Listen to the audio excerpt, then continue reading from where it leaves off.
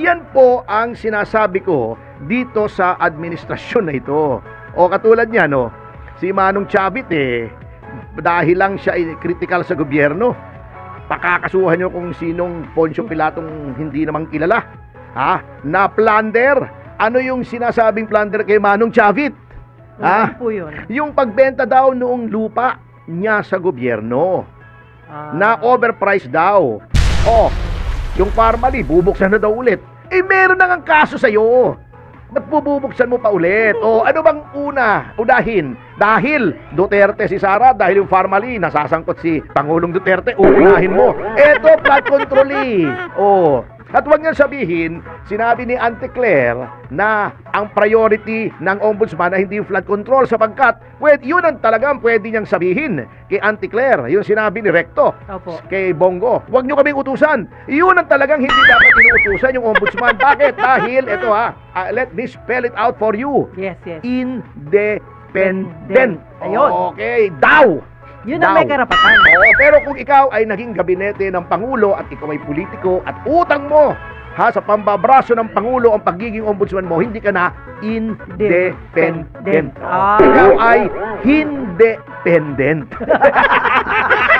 Katulad ngayon, another example sa dami-dami ng problema ng Pilipinas. Kanina, nabasa nyo naman, pupuntiryahin pa niya yung mga sinasabi niyang midnight appointments daw. Anong midnight appointments? May 204 na mga kawani ng ombudsman na sinatawag niyang midnight appointments. Hindi naman po midnight appointments. Sinariksik ko Ang midnight appointment yung bago umalis, 1 week, 2 weeks before umalis. Halimbawa si Ombudsman Martires, nag-a-appoint siya ng mga tao. Nang basta-basta na lang. Indiscriminately. Hindi po.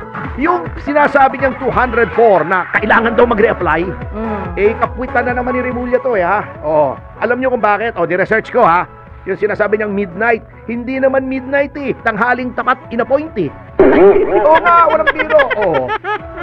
Alam nyo, ito unang-una, bago ako mag-proceed, this is nothing but a transparent and disingenuous attempt na yung mga tao, mga karir yung civil service na mga appointees na merong security of tenure ayon sa saligang batas, ay gusto niyang palitan na mga bata niya. Huwag na tayong maglukuhan dito, ombudsman, fake ombudsman Remulla, Yan naman ang gusto niyo, di ba ginawa niyo rin sa mga generals pag-upo ng pag-upo? Di ba, si Abalos sinabi, courtesy resignations, yung lahat ng mga generals, lahat ng mga colonels, career yun may security of tenure yun. Ano nanalo? Ano nangyari? Di olat si Abalos, kahiya-hiya yung showing niya. Eto for the information of those na maaring maniwala, kasi marami pa rin naniniwala sa kabuktutan, sa kasinungalingan, sa disinformation, sa propaganda, na midnight appointees yung 204 na tinutukoy ni F.O. Remulla, ay ito ang istorya po niyan. Pakinggan po natin at i-fact check nyo ako. Pumunta kayo sa civil service, pumunta kayo sa DBM, pumunta kayo sa lahat ng gusto nyo. You can even go to hell if you want, pero wag naman mainit doon hindi uubrang air conditioning. Yang sinasabi niyang 204 na midnight appointees, hindi naman pala in-appoint yan yung malapit nang umalis si Ombudsman Martires. Yan okay. Yan pong 204 na yan ay ni-request ng mga deputy ombudsmen. Plural ba ng ombudsman? Ombudsman. Hindi ko alam Paano yung mongooses? Anyway, yung mga deputy, kasi yung Office of the Ombudsman, may mga 4 na deputies yan O 5 ba? Teka, bilangin natin. Overall Deputy Ombudsman. Then Deputy Ombudsman for Luzon, 2. Deputy Ombudsman for Visayas, 3. Deputy Ombudsman for Mindanao, 4. At 5 nga, tama. May Deputy Ombudsman for the military and other law enforcement organizations. Moleo. Yung mga NBI, police, military. Diyan, kanya-kanya, kasi hindi naman kung ibibigay mo lahat sa ombudsman, kung sino mang sitting ombudsman doon, masisira ang ulo noon. Sa dami. So, kanya-kanyang papel, kumbaga. Kanya-kanyang departamento. Kasi yun ang laging sinasabi ko. Ako very consistent dito kahit i-google nyo. Noong inakusa nung isang abogado, yung Office of the Ombudsman na may parking fee noon, sabi ko, in general, walang parking fee yan. Kaya nagtatagal. Ang dami nagko-complain kasi ang ombudsman, pati anonymous complaint, tatanggapin yan at iimbestigahan yan. Aside from yung mga makukulit katulad ng Citizens Crime Watch kami. O pag kami nakikita kami mga anomalya, ombudsman kami ng ombudsman. Ombudsman pala. Oo, baka hindi na ngayon kasi wala kaming tiwala sa ombudsman eh. Anyway, nag-request po sila ng karagdagang mga personnel. Kasi hindi kaya eh. Sa dami, dumadagsa. Kasi nga, ang impression noon sa ombudsman doon, ngayon baka nag-iba na, ay talagang huling takbuhan ng mga tao na hindi makakuha ng hustisya sa ibang mga kagawaran ng pamahalaan. Halimbawa, nireklamo mo, taga-DPWH, district engineer, nangongurakot, siyempre admin, sila yan, magtatakipan sila ron. Takbo ka sa ombudsman. Yun ang last resort. At tama naman sapagkat yan talaga ang constitutional mandate ng ombudsman. So anyway, mabalik tayo rin sa 204 na falsely being accused of being midnight appointees. Yan po ay ni-request ng karagdagang personnel para yung mga flood, hindi flood control yung flood na mga complaints sa ombudsman ay ma-handle naman ng mabilisan para wala na magreklamong matagal. Sa sobrang dami. Ngayon, yan po ang request na yan ay pinadala kay then Ombudsman Samuel Martires. Okay. In-approve niya yan. At I think mga 60 or 70 of these 204 requested personnel are lawyers. Kasi dapat lawyer kasi mga investigasyon yan eh. Batas yan eh. Hirap na ngang maka-attract ng lawyers ang gobyerno kasi mahirap ang trabaho, di ba?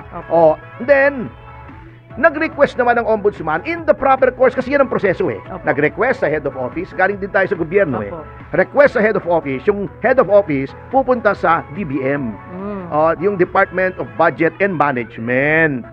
Sabi niya, oy, may mga request akong additional personnel, tignan mo nga kung pwedeng i-accommodate ito. Kasi syempre, budget, may sweldo yan.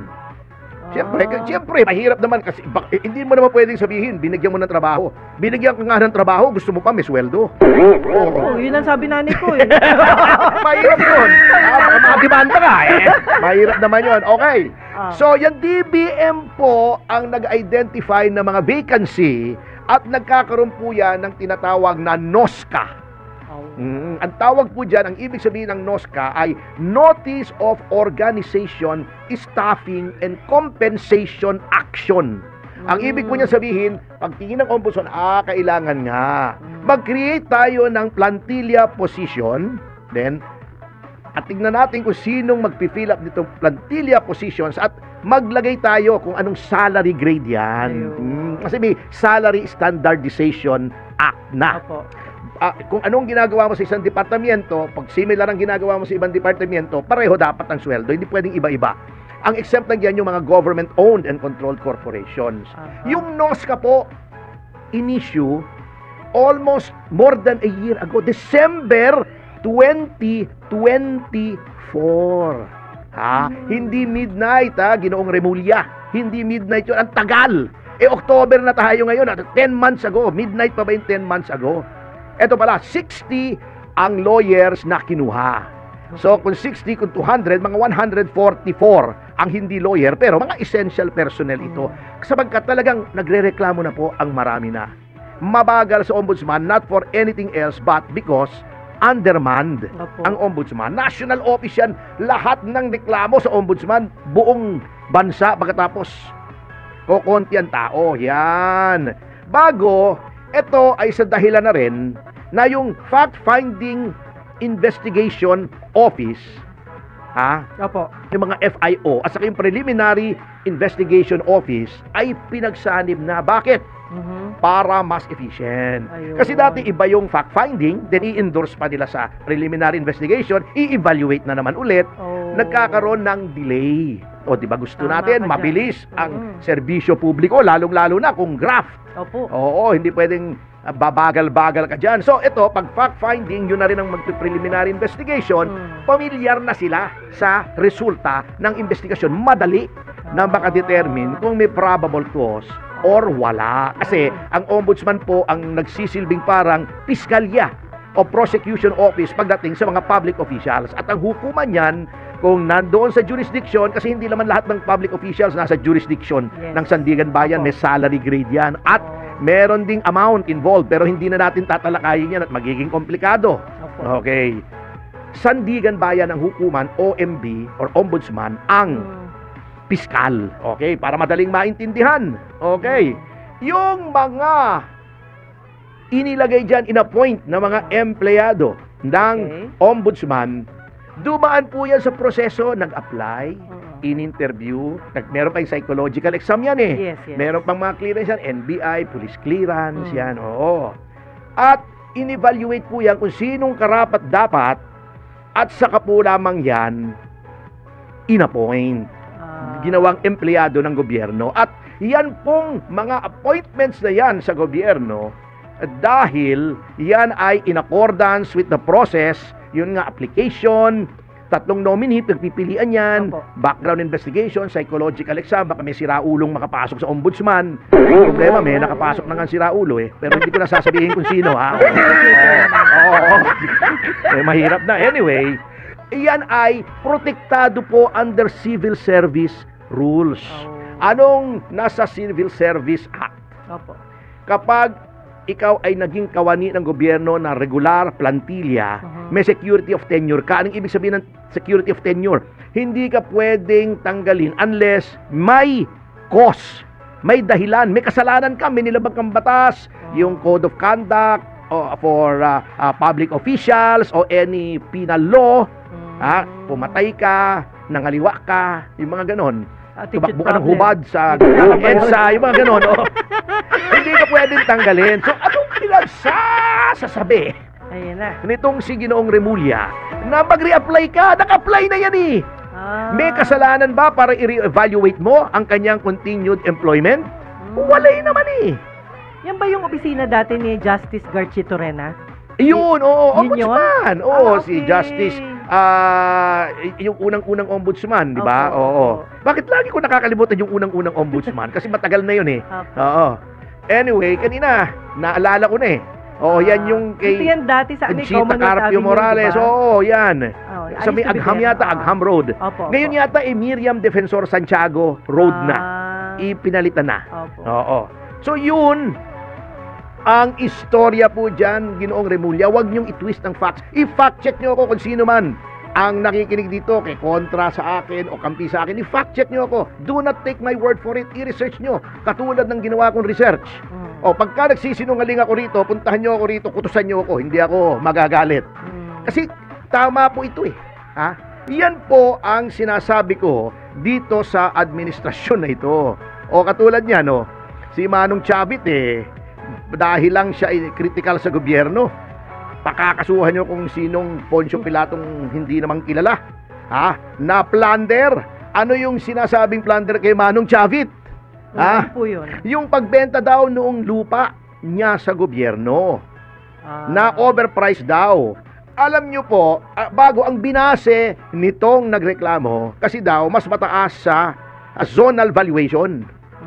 Lahat po ng tao, kahit yung pinakasimpleng tao, ay alam na kapag ikaw ay nagbebenta ng lupa, hindi po yung zonal valuation ang sinusunod. Yan ay fair market value. Wala, malaki ang kaluwagan ng tornilyo sa utak ng tao na ibebenta mo yung iyong lupa based on zonal valuation. Kalokohan po yun. Kalokohan yun. Malaking kalokohan yun. Ask any real estate broker. Baka sasabihin nyo, based on zonal valuation, dapat ganito lang ang amount. Fair market value, in fact, pinaliwanag na ni Ginoong Chavit yan. Lugi nga siya dyan. Binenta niya ng mas mura sapagkat yan po ay, ang public service ay sakripisyo. Yes. Alam nyo, ang tagal na sa politika niya si Chavit Before martial law pa yan Chavit Singson na yan Hindi po yan mangmang para magbenta ng kanyang sariling lupa sa gobyerno na i-overprice pa niya. Yun ang maganda ginawa niya. Kung, siguro, binenta niya yan, hindi ko naman alam, pero tingin ko, binenta niya yan kasi kung bibili pa sa iba, mas mahal, baka fair market value. So sabi niya, ako na lang ang magbenta below fair market value. Ayun. At sa ngayon, siyempre, ang lupa may unearned increment, halos, wala na, triple na yata noon sa, o 10 times na yata eh. Sobrang mahal Doon na ngayon. sa amount na ibinayad noong munisipyo, ang halaga Opo. ng lupang yun na 10 hektarya. Tama po. Pagkatapos, dahil lang kayo ay pinupuna, naging government critic si Manong Chavit, Opo. kapakakasuhan ng plunder, yan ang style nitong gobyernong ito. Yan ang Eh, mabigat. ang Kawawa question naman si namin Manong. Question